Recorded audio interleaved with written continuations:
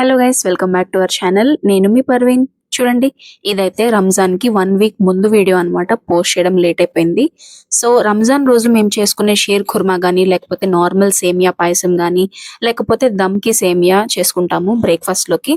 So ఇలా సేమియాతో ఏ varieties చేసినా గానీ ఇంట్లో చేసుకున్న సేమియాతోనే చేస్తారు. ఇది ట్రెడిషన్ అన్నమాట. సో ఇప్పుడైతే ఎవరు అంత ఓపిక లేక చేసుకోలేక ఇలా బయట నుంచి తెచ్చుకొని చేసేసుకుంటున్నారు. సో కానీ ఇది ఒరిజినల్ ప్రాసెస్ అన్నమాట. ఇలా సేమియా మిషన్ లో వేసేసి పిండిని ఇంట్లోనే కలిపేసి గోధుమ పిండి ఎక్కువగా వేసుకొని చూడండి ఎంత పొడి పొడిగా వస్తున్నాయో.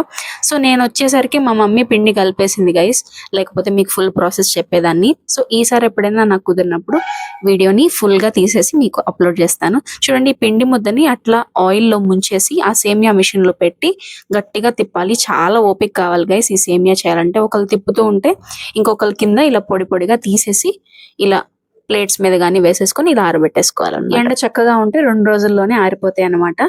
సో దీంతో అయితే ఈ సేమియాతో మేము దమ్కే సేమియా చేసాము ఈ రంజాన్ కి. ఆ వీడియో కూడా మన ఛానల్లో ఉంది, వెళ్ళి చూసేయండి.